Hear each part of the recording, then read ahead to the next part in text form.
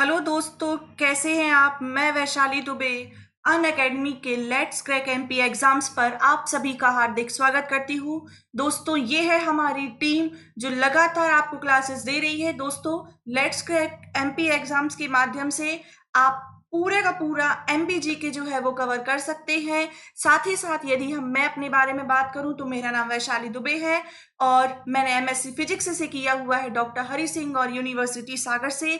2016 से लगातार मैं आपकी क्लासेस ले रही हूँ दोस्तों, और मैं आपको मध्य प्रदेश एमपी का जो स्पेसिफिक जीके है वो कवर करा रही हूँ। साथ ही साथ हम इस वीडियो में आपदा प्रबंधन को कवर कर रहे हैं, जहां हमने आपदा फिर उसके बारे में हमने पढ़ा था कि आपदा से संबंधित पूरे के पूरे ऑब्जेक्टिव सॉल्व किए थे। ज्वालामुखी के बारे में पढ़ा था, ज्वालामुखी के ऑब्जेक्टिव सॉल्व किए थे। हमने भूकंप के बारे में पढ़ा है और आज हमें पढ़ना है भूकंप से संबंधित महत्वपूर्ण ऑब्जेक्टिव।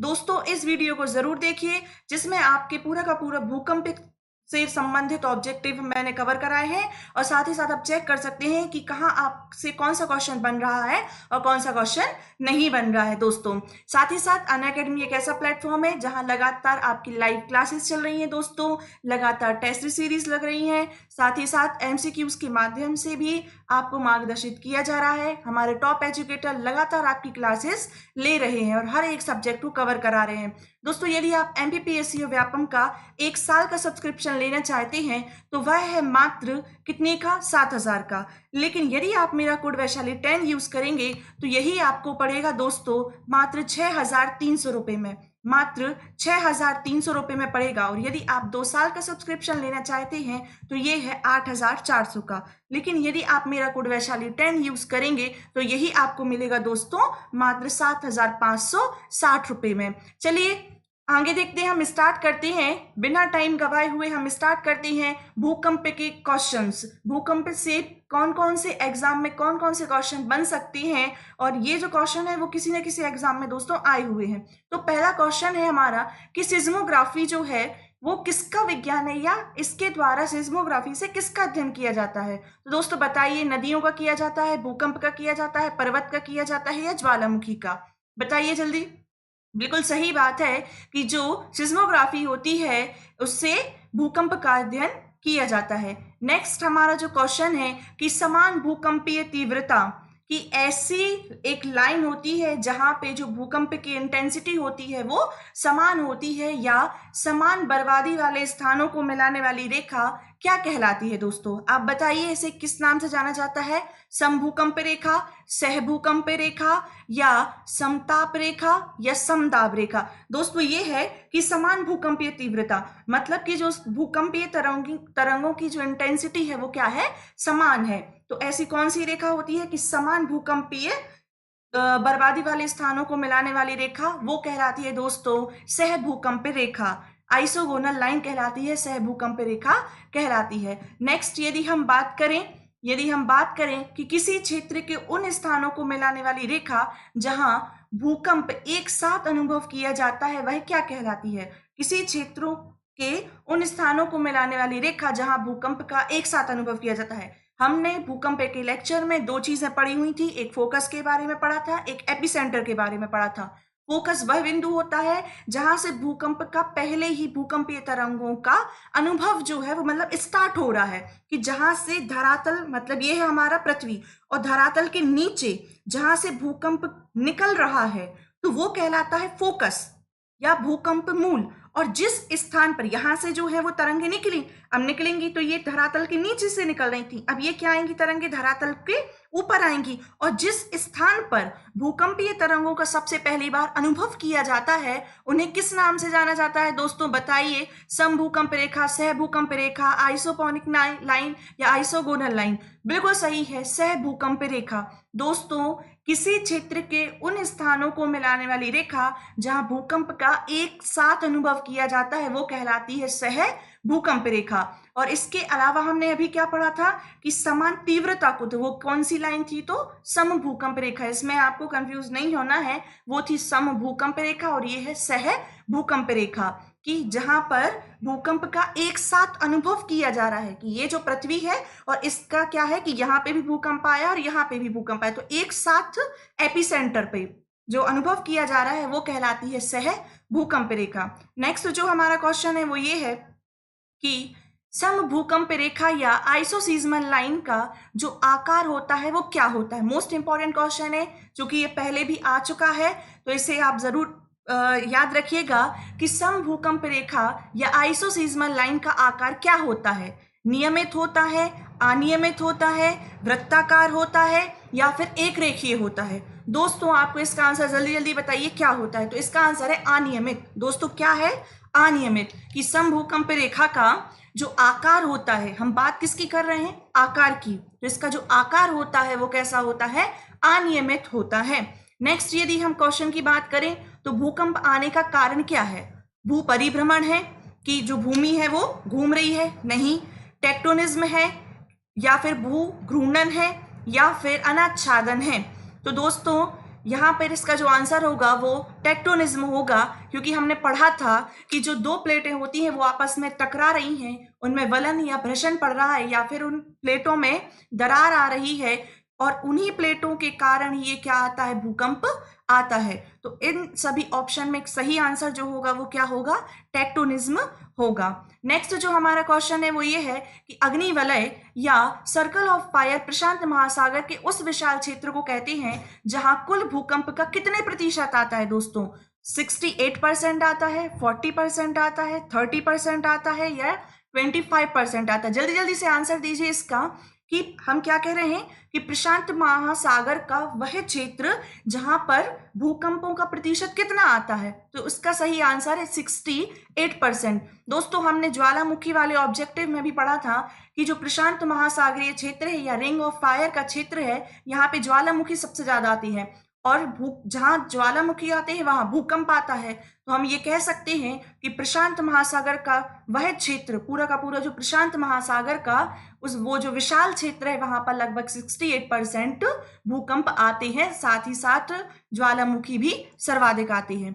नेक्स्ट हमारा जो क्वेश्चन है वो क्या है कि निम्नलिखित में से कौन सी घटना धरातल पर घटित नहीं होती? कि ये हमारा क्या है? धरातल है और वहां पर धरातल पर घटित नहीं होती। तो ज्वालामुखी, अपक्षय, अपर्दन या सुनामी? तो दोस्तों ये वाला जो क्वेश्चन है, जब हम सुनामी पढ़ेंगे तब इसको अच्छे से क्लियर करूंगी मैं कि जो सुनामी है वो कहाँ आती है। तो इसका जो सही आंसर है वो क्या है? सुनामी। और जो कल का हमारा लेक्चर होने वाला है वो सुनामी पे ही होगा। दोस्तों हम पूरा का पूरा, जैसे हमने ज्वालामुखी और भूकंप को कवर किया, उसके बाद दूसरे दिन हमने ऑब्जेक्टिव देखे, ऐसा ही हम करेंगे सुनामी के साथ। और पूरा का पूरा जो आपदा, जितनी प्रकार की आपदाएं हमने पहले दिन पढ़ी थी, हमें कौन कौन सी सिलेबस में जो है हमें कौन कौन सी आपदाओं के बारे में क्वेश्चन आए हुए हैं, तो हम उनको पूरा कवर करेंगे और दूसरे दिन हम उसकी ऑब्जेक्टिव लगाएंगे। तो इसका सही आंसर क्या होगा? सुनामी, जो धरातल पर घटित नहीं होती। नेक्स्ट यदि हम बात करें कि निम्नलिखित में से कौन सी अनुमेय है, ये दोस्तों अनुमेय प्राकृतिक आपदा है। अनुमेय प्राकृतिक आपदा है भूकंप, चक्रवात, बवंडर या प्रभंजन। तो दोस्तों इसका सही आंसर क्या होगा? भूकंप, जो एक प्रकार की क्या है? एक प्राकृतिक आपदा है। नेक्स्ट यदि हम बात करें कि निम्नलिखित में से कौन सा एक एशिया के पूर्वी सीमांतों में होने वाले भूकंपों का कारण बनता है। हम क्या कह रहे हैं कि ये हमारा का पूरा क्या है? एशिया है, और एशिया के ही ये जो पूरे के पूरे पूर्वी देश हैं, तो यहाँ पे भूकंप आते हैं और उसका कारण क्या होता है? तो दोस्तों एशियाई प्लेट के नीचे पैसिफिक प्लेट का आवागमन, ठीक, या फिर हम कह सकते हैं कि यूरोपीय प्लेट के नीचे अफ्रीकी प्लेट आ जाती है, या एशियाई प्लेट के नीचे इंडियन प्लेट आ जाती है, या पैसिफिक प्लेट के नीचे अमेरिकी प्लेट जो है वो आ जाती है। दोस्तों मोस्ट इंपॉर्टेंट है, ये आया हुआ क्वेश्चन है, तो इसका जो सही आंसर होगा वो क्या होगा कि जब एशियाई प्लेट के नीचे पैसिफिक प्लेटें आ जाती हैं तभी होता है क्या? पूर्वी एशिया में सबसे ज्यादा भूकंप है वो आते हैं। तो जब एशियाई प्लेट के नीचे पैसिफिक प्लेट आ जाती है तो पूर्वी एशिया है वहां पर भूकंप आने की संभावना बढ़ जाती है। नेक्स्ट जो हमारा ऑब्जेक्टिव है वो क्या है कि भूकंपों का प्रभाव महाद्वीपीय भागों के अतिरिक्त महासागरीय भागों पर भी पड़ता है। कि जो भूकंप है वो महाद्वीपीय भागों पर तो आते ही आते हैं, साथ साथ महासागरीय भागों पर भी आते हैं, क्योंकि कल हमने पढ़ा था कि जलीय भार भी भूकंप आने का एक प्रमुख कारण होता है। और इससे महासागरों में भयंकर लहरें उत्पन्न हो जाती हैं। और इन लहरों को किस नाम से जाना जाता है कि भूकंप आया है महासागर में और उसके कारण जो उत्पन्न लहरें हो रही हैं उन्हें किस नाम से जाना जाता है? तो ज्वार भित्ति के नाम से, या सीचेस लहरों के नाम से, सदाशिव लहरों के नाम से, या सुनामी के नाम से। तो बिल्कुल सही आंसर है दोस्तों इसका। जल्दी जल्दी से कमेंट बॉक्स में आप बता दी जाइए आंसर और बताइए कि कितने आंसर है वो आपके सही निकले हैं। दोस्तों इसका जो राइट आंसर है वो है सुनामी। क्या है दोस्तों इसका राइट आंसर? सुनामी। नेक्स्ट हमारा जो क्वेश्चन है वो क्या है, आइए देखते हैं कि प्रत्यास्थ पुनश्चलन सिद्धांत निम्नलिखित में से किसकी उत्पत्ति की व्याख्या करता है? दोस्तों मोस्ट इंपॉर्टेंट है, कल हमने इसके बारे में देखा था कि किसकी उत्पत्ति के बारे में बताता है, तो ये बताता है हमारा भूकंप की, ना कि भूकंप और ज्वालामुखी। दोस्तों इसका जो सही आंसर होगा वो भूकंप होगा। और ऑप्शन में यदि दोनों दिए हैं भूकंप और ज्वालामुखी तो अपन को वो मार्क नहीं करना है। प्रत्यास्थ पुनर्स्खलन का जो सिद्धांत है वो भूकंप की व्याख्या करता है। नेक्स्ट यदि हम बात करें कि जो अंतःसागरीय भूकंपों के द्वारा उत्पन्न समुद्री लहरों को क्या कहा जाता है, कि क्या है ये जो अंतःसागरीय भूकंपों के द्वारा उत्पन्न समुद्री लहरें, कि भूकंप आया है सागर में और उसके कारण जो समुद्री लहरें उठ रही हैं। तो देखिए हम इसको पहले भी पढ़ चुके हैं अभी, लेकिन इसके क्वेश्चन पूछने का जो तरीका था वो अलग है। तो यहाँ पर इसका आंसर क्या आएगा? सुनामी। अभी हम पढ़ के आए हैं कि सुनामी, और कल का जो लेक्चर होने वाला है वो भी सुनामी का ही होगा। नेक्स्ट है सुनामी आने का प्रमुख कारण कौन सा है? तो अभी हमने पढ़ा कि सुनामी जो है वो किसके कारण आती है? भूकंप के कारण ही आती है। आप इसको लिखते चलिए, वन लाइनर फैक्ट के रूप में लिखते चलिए, ना हो तो ऑब्जेक्टिव के रूप में लिखते चलिए। और जो लोग जो है फर्स्ट टाइम वीडियो देख रहे हैं वो इसके पहले वाले वीडियो जरूर देखें, जहां हमने भूकंप के बारे में, ज्वालामुखी के बारे में कॉन्सेप्ट बेस्ड जो है वो पूरा डिटेल में पढ़ा हुआ है। नेक्स्ट यदि हम बात करें कि विश्व के सर्वाधिक भूकंप निम्नलिखित में से किस पेटी में आते हैं, तो दोस्तों ये किस पेटी में आते हैं? अभी हमने पढ़ा कि परिप्रशांत महासागरीय पेटी में आते हैं, मध्य महाद्वीपीय पेटी में आते हैं, या मध्य अटलांटिक पेटी में आते हैं, या हिंद महासागरीय पेटी में आते हैं। इसका जो सही आंसर होगा वो होगा प्रशांत महासागरीय पेटी। अभी हमने पढ़ा था कि प्रशांत महासागरीय पेटी में लगभग 68%। दोस्तों यहाँ पे जो क्वेश्चन में पूछा था वो 3% लिखा हुआ था, लेकिन इसका जो प्रतिशत के रूप में यदि पूछा जाए तो जो सर्वाधिक 68 और 63 हो तो उसमें आप आंसर क्या मार्क करेंगे? 68% ही करेंगे। नेक्स्ट यदि हम बात करें कि इसका जो सही आंसर क्या होगा, वो प्रशांत महासागरीय पेटी होगा। नेक्स्ट है भूकंपों का प्रभाव महाद्वीपीय भागों के अतिरिक्त महासागरीय भागों पर भी पड़ता है और उससे लहरें उत्पन्न होती हैं। तो उन लहरों को किस नाम से जाना जाता है? अभी हम करके आए हैं इस क्वेश्चन को, सुनामी के नाम से उसे जाना जाता है। नेक्स्ट हमारा जो क्वेश्चन है कि सुनामी है वो किस भाषा का शब्द है, तो दोस्तों जो सुनामी है वो जापानी भाषा का शब्द है। और कल के जो लेक्चर में हम पूरा का पूरा इससे डिस्क्राइब करेंगे कि सुनामी आने की उत्पत्ति के कारण क्या होते हैं, भारत में सुनामी कब कब आई है, साथ ही साथ भारत में इसका क्या प्रभाव पड़ा है और इससे बचने के उपाय क्या हैं, और पूरा विथ डायग्राम हम इसको समझने का प्रयास करेंगे। नेक्स्ट यदि हम क्वेश्चन की बात करें कि किस देश में भूकंप से उत्पन्न विनाशकारी समुद्री तरंगों को सुनामी कहते हैं, तो वही है, क्वेश्चन घुमा दिया गया है, यहाँ पे हमें कंफ्यूज नहीं होना है। इसका जो सही आंसर होगा वो क्या होगा? जापान, क्योंकि जो सुनामी है वो एक जापानी शब्द है और जापान ने ही इसे नाम दिया था सुनामी, क्योंकि भूकंप जब आता है तो उससे समुद्री तरंगें उत्पन्न होती हैं और उन्हीं समुद्री तरंगों को क्या कहा जाता है? सुनामी कहा जाता है। नेक्स्ट यदि हम बात करें, हमारा जो नेक्स्ट क्वेश्चन है वो क्या है कि तरल पदार्थों से होकर, मोस्ट इंपॉर्टेंट है दोस्तों ये, कि तरल पदार्थों से होकर ना गुजर सकने वाली भूकंपीय लहर कौन सी है। मतलब कल हमने 3 प्रकार की तरंगों के बारे में, भूकंपीय लहरों के बारे में पढ़ा था कि कौन कौन सी पढ़े था हमने, पी वेव्स के बारे में, एस वेव्स के बारे में और एल वेव्स के बारे में पढ़ा था। और ऐसी कौन सी तरंगे हैं जो तरल पदार्थों से होकर नहीं गुजरती, तो जल्दी से आंसर दीजिए, क्या था इसका सही आंसर? दोस्तों बताइए जल्दी, इसका जो सही आंसर था वो क्या था? तो इसका जो सही आंसर था वो एस वेव्स था।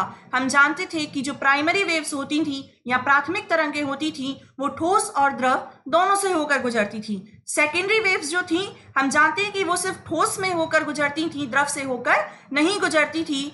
इस प्रकार हम मान सकते थे कि जो पृथ्वी का क्रोड है वो तरल पदार्थ का बना हुआ है। और नेक्स्ट आने वाले क्वेश्चन में हम देखेंगे वो क्या है कि रिएक्टर स्केल का प्रयोग किसके मापन के लिए किया जाता है? तो जल्दी से बताइए, वायु की आर्द्रता के लिए, वायु के वेग के लिए, या भूकंप की तीव्रता के लिए, या तरल का घनत्व के लिए? तो किसके लिए किया जाता है दोस्तों? भूकंप की इंटेंसिटी मापी जाती है, भूकंप की तीव्रता मापी जाती है रिएक्टर स्केल के द्वारा। नेक्स्ट जो हमारा क्वेश्चन है कि सिस्मोग्राफ किसके मापने के लिए काम में लाया जाता है? तो अभी हमने पढ़ा था कि भूकंपीय तरंगों को इससे मापा जाता है।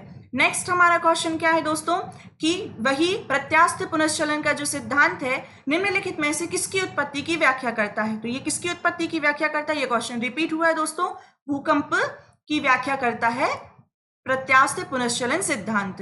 नेक्स्ट यदि क्वेश्चन की हम बात करें कि किसने प्रतिपादन किया था, अभी तो हम पढ़ रहे हैं कि प्रत्यास्थ पुनश्चलन का जो सिद्धांत है वो भूकंप से संबंधित है, लेकिन इसका जो प्रतिपादन है या इसकी जो व्याख्या है वो किसके द्वारा की गई है दोस्तों? तो ये मोस्ट इंपॉर्टेंट है, इसकी जो व्याख्या है वो रीड के द्वारा की गई है। किसके द्वारा की गई है? तो रीड के द्वारा इसकी व्याख्या की गई है। नेक्स्ट जो हमारा क्वेश्चन है वो है पृथ्वी की आंतरिक संरचना की विश्वसनीय जानकारी प्राप्त करने का सबसे प्रमुख स्रोत क्या है? मतलब कि पृथ्वी की हमें यदि आंतरिक संरचना प्राप्त करनी है और इसकी जो सटीक जानकारी प्राप्त करने का प्रमुख स्रोत क्या है? तो भूकंप विज्ञान, तापमान, ज्वालामुखी, या दबाव एवं घनत्व? तो दोस्तों भूकंप, क्योंकि भूकंप के द्वारा ही पृथ्वी की आंतरिक संरचना की सटीक जानकारी मिलती है कि भूकंप आया है तो किस सन में आया है, या कितनी पुरानी हमें जो यदि कोई चट्टान मिली है या भूकंपीय क्षेत्र से प्रभावित है वह, तो हमें पता चलता है कि वह कितनी पुरानी है। तो इसका सही आंसर होगा वो क्या होगा? भूकंप विज्ञान होगा। दोस्तों हमारा नेक्स्ट क्वेश्चन है कि भूगर्भ में जिस स्थान पर भूकंपीय तरंगों की उत्पत्ति होती है उस स्थान को क्या कहा जाता है? जल्दी से कमेंट बॉक्स में बताइए। कल हमने इसको डिटेल में बहुत अच्छे से समझा था कि उस स्थान को क्या कहा जाता है जहां भूकंपीय तरंगों की उत्पत्ति होती है। तो अधिकेंद्र या एपिसेंटर, भूकंपीय अधिकेंद्र या भूकंप केंद्र, या इकोजाइट कहा जाता है। तो जल्दी से बताइए, इसका जो सही आंसर होगा वो भूकंप केंद्र होगा। दोस्तों जहां जिस स्थान से धरातल है और धरातल के जिस स्थान से भूकंपीय तरंगों की उत्पत्ति होती है उसे फोकस के नाम से जाना जाता है, उसे भूकंप केंद्र के नाम से जाना जाता है। नेक्स्ट हमारा क्वेश्चन है कि भूकंप मूल या फोकस वह स्थान होता है जहां धरातल पर क्या कह रहे हैं कि भूकंपीय लहरों का सर्वप्रथम ज्ञान होता है, या जहां से भूकंप की उत्पत्ति होती है, या जहां से भूकंप की उत्पत्ति के पश्चात उसकी लहरें ठीक नीचे स्थित स्थान तक यात्रा करके पुनः वापस लौट आती हैं, या उपयुक्त में से कोई नहीं। तो इसका जो सही आंसर होगा कि भूकंप मूल या फोकस वह स्थान होता है जहां से भूकंप की उत्पत्ति होती है। कहाँ? जहां से भूकंप की उत्पत्ति होती, बल्कि वही नहीं होगा कि जहां से भूकंप की उत्पत्ति हुई फिर टकराया फिर वापस आ गया, ये नहीं होगा दोस्तों। एक बार जो है वो भूकंप की उत्पत्ति हुई फिर उसके बाद धरातल के वह भाग से टकराएगा, उसे कहा जाता है फोकस। साथ ही साथ जहां पर अनुभव किया जाएगा उसे कहा जाता है एपिसेंटर। नेक्स्ट यदि हम क्वेश्चन की बात करें तो अधिकेंद्र या एपिसेंटर भूकंप का एक बिंदु है जो संबंधित है। तो पहला ऑप्शन क्या है हमारा? पृथ्वी के अंदर भूकंप के उद्गम स्थान से, कि जहां से पृथ्वी के अंदर भूकंप का उद्गम हुआ है, तो नहीं, क्योंकि वो फोकस था दोस्तों। नेक्स्ट है भूकंप उद्गम केंद्र के ऊपर भूपृष्ठीय बिंदु से हो सकता है, वह स्थान जहां भूकंप का अनुभव किया जाता है। जहां जैसे ही एपिसेंटर की बात हो, अधिकेंद्र की बात हो और ऑप्शन में अनुभव आ रहा है, तो सही आंसर क्या हो जाएगा हमारा?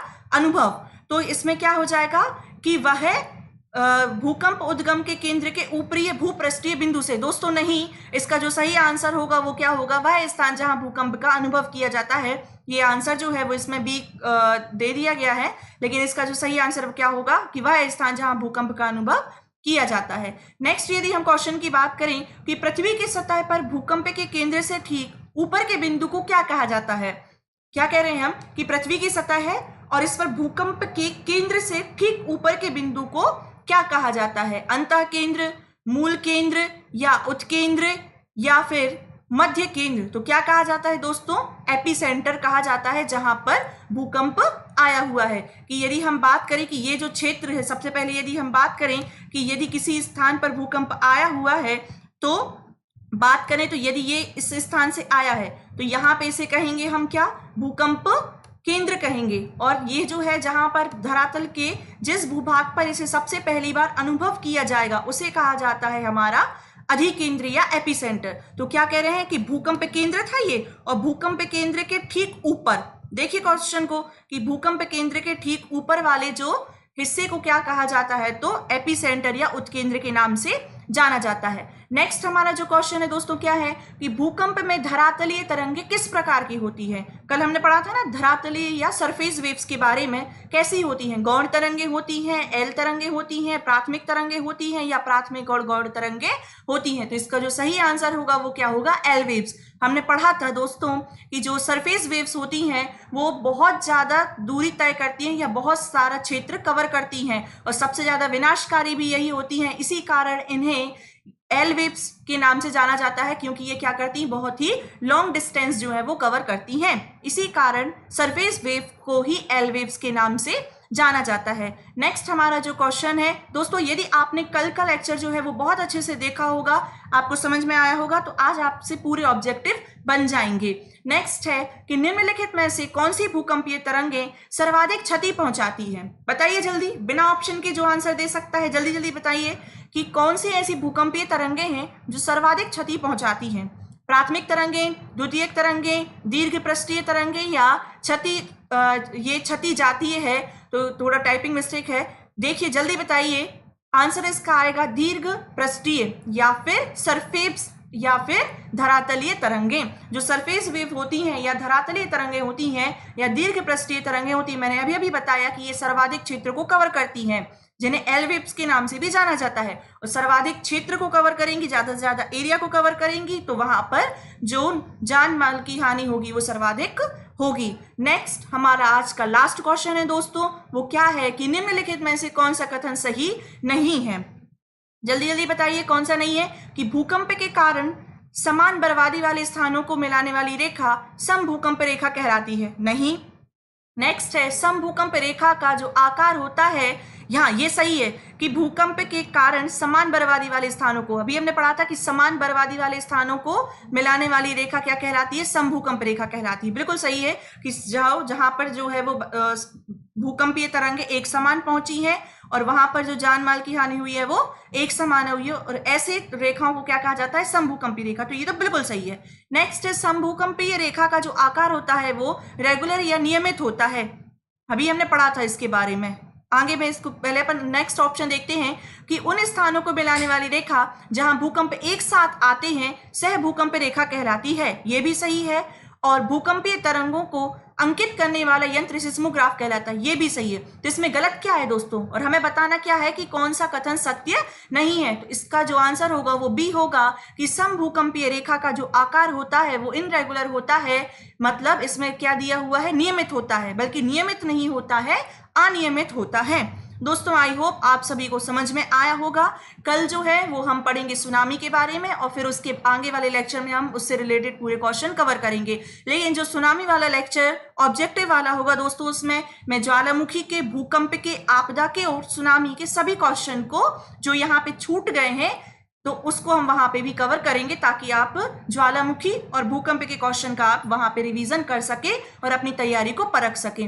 दोस्तों हमारे चैनल को लाइक कीजिए, सब्सक्राइब कीजिए, मेरी वीडियो को लाइक कीजिए, शेयर कीजिए। यदि आपको पसंद आया हो तो प्लीज कमेंट बॉक्स में जरूर बताइए, और मेरा कोड याद रखिए, वैशाली 10 है। इसके साथ ही साथ मेरा MP हिस्ट्री मध्यकालीन भारत जो है वो 4 बजे से लेक्चर आ रहा है, जहां पर हमने मालवा में स्वतंत्र मुस्लिम शासकों की बात कर ली है। दोस्तों आप उसे जरूर देखिए, घर पर रहिए, स्वस्थ रहिए और साथ ही साथ सरकार का सहयोग कीजिए। दोस्तों मैं आपको मोटिवेट करने के लिए सिर्फ इतना ही कहूंगी कि यदि आप एक बार कोई भी बात ठान लें तो उसे जरूर पूरा करने में पूरे लगातार प्रयासरत रहिए और उसे पूरा कीजिए। नोट्स बनाते चलिए, घर पर रहिए, सुरक्षित रहिए। धन्यवाद दोस्तों, थैंक यू।